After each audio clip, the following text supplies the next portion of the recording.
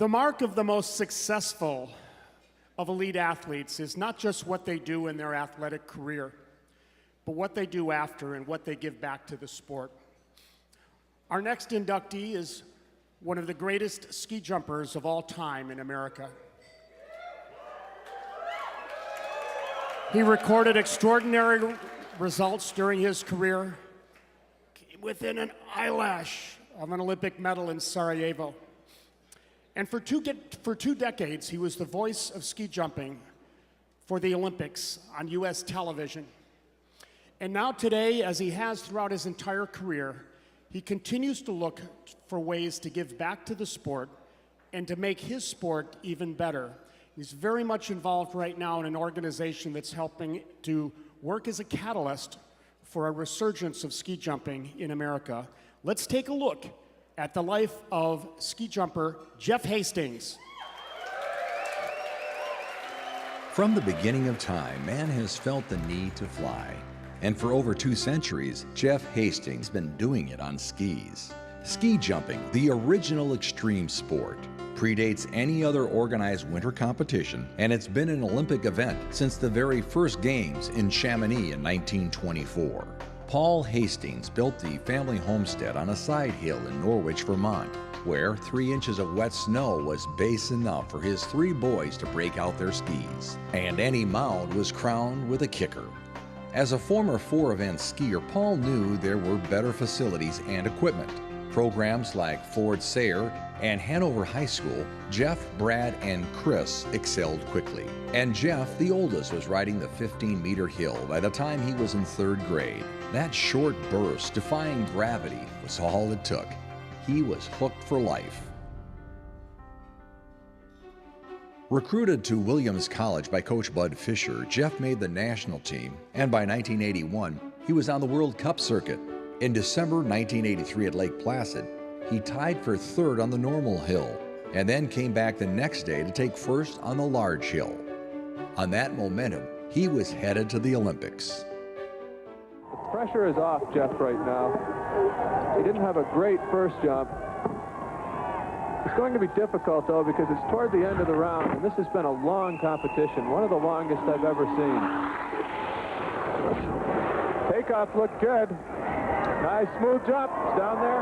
He's going to be proud of that one. Well, the top 15 will get World Cup points here at the Olympic Games, and since Jeff is committed to the World Cup Series for this year, I'm sure he'll take that. But he won't get a medal. It was a good jump. 86. His 4th place finish in Sarajevo, a mere 1.7 points from bronze, has stood as the best American finish since Anders Hagen at the inaugural Games 60 years earlier. He finished the '84 World Cup season 4th overall. Jumpers are a tight family. They not only compete against the same force of gravity, they share the same passion for flying. When Jeff retired from competition, he wasn't ready to leave that family. He started coaching. Ski jumping, as Jeff explains, is getting your body to do something that your mind says is suicide.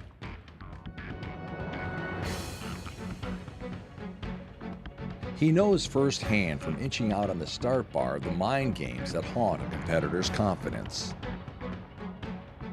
The movie that runs through your head before you stand and launch straight down the in-run, pushing 60 miles an hour to leap the length of a football field or even more. For the '88 games in Calgary, Jeff led the U.S. team as coach for Nordic Combined. His brother Chris was on that jumping team. Jeff's experience and knowledge have also made him a sought-after commentator, and he's been the jumping TV analyst for 8 Olympics, every Winter Games since 1988. Ski jumping became Jeff's ticket to travel the world.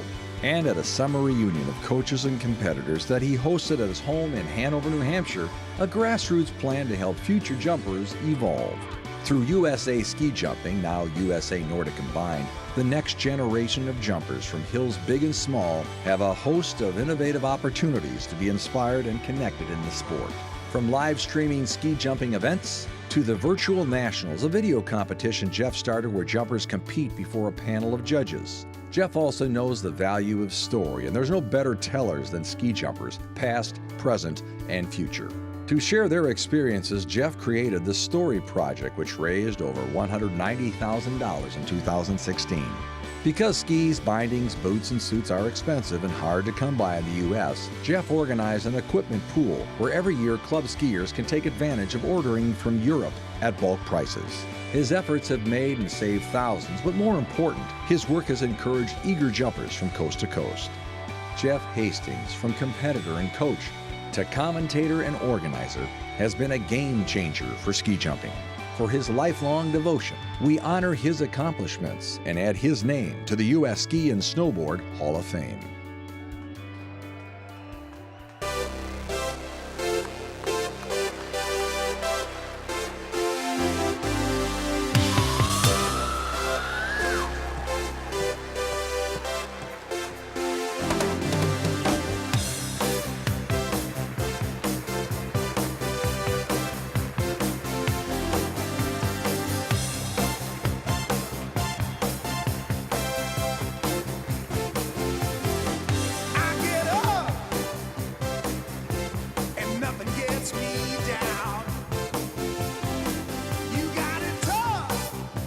Jeff was escorted by Neil Stolzenlechter, and the medal will be presented by his brother, Chris.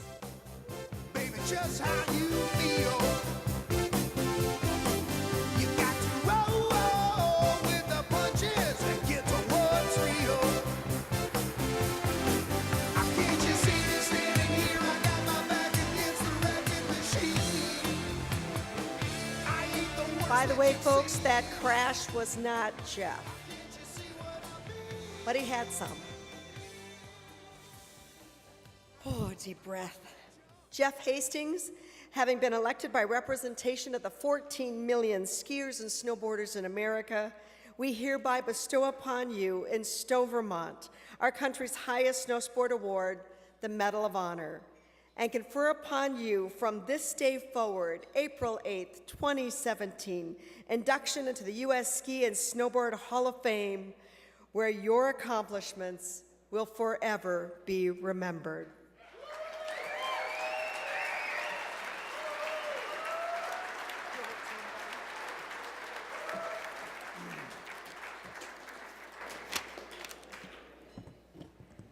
I think there needs to be a little fact-checking.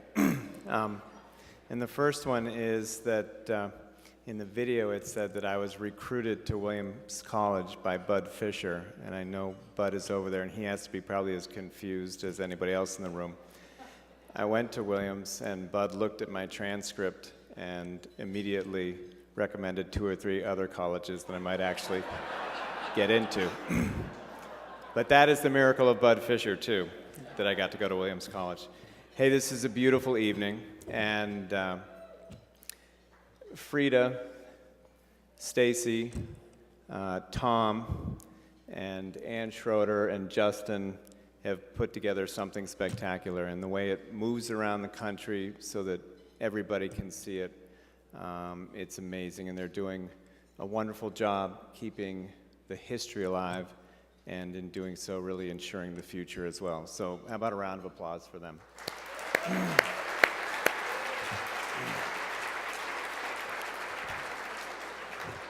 To my guests, skiers, coaches, family, my parents, Susan, Paul, the irony is not lost on me that I have asked still one more favor of you, that you come out here tonight to help me say thank you to you.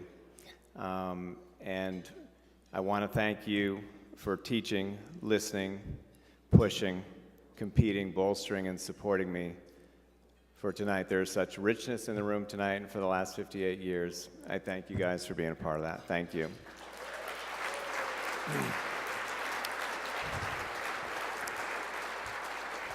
And Peter Graves, the voice of ski jumping. Yeah, the voice of underdog sports and sportsmen. Peter, skiing and ski jumping has been an enormous part of my life for as long as I can remember. And to be receiving this honor tonight is something I couldn't even have imagined. And it is only from your initiative, your thoughtfulness, and your kindness in nominating me in the first place that has me here today. I know that while I may be deserving, mine is not a name that would be missed from the ski. But Peter, thank you very much for everything you've done getting me here.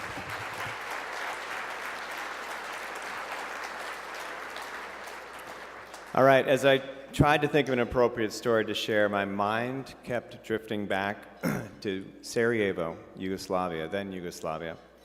The last event on the large hill where they took the top 4 for doping control, which for me meant free beer. And the company of the medal winners as we each waited for nature's call, as it were. Matti Nikkanen, Jens Weissflog, Pavel Plotz,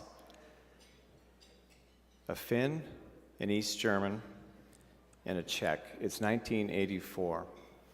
It's hard to imagine a more divergent crowd waiting there for nature's call. The Iron Curtain was still ironclad. On the World Cup tour, we'd get day money, maybe $10 a day. Those from the communist side of the wall would pocket that money, the Western currency too precious for them to spend when they were out on tour. The rest of us, profligates by comparison, would buy them beers, the least we could do for being born on the happy side of the wall. And in this way, in the jump towers, beer halls, and discos of Europe, we came to know trivial things about each other. We knew if somebody landed left foot forward or right foot forward, and maybe a little of their tongue or culture, but not much more.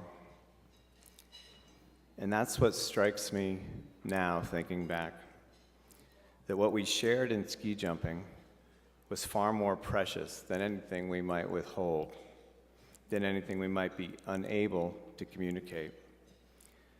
So while we sipped our beers and waited, Matti, Jens, Pavel, and me, just nods and smiles and a raised bottle against the silence, against the larger forces that might divide us, created a moment that still lingers for me. Which speaks to the magic of ski jumping, or to me it does, where more than any other sport you compete alongside, not against your peers, which in turn instills an acceptance and an appreciation of all comers, anybody who's willing to go to the top, and connections that transcend words or borders. And in this way, and since the beginning, ski jumping and its community has sustained me, has always given me more than I could ever put back. And that's really the secret sauce, I think, the alchemy, especially in times like this. And it gives me faith that ski jumping's best days lie ahead of us, days that I'm excited to meet. Thank you guys very much. Jump!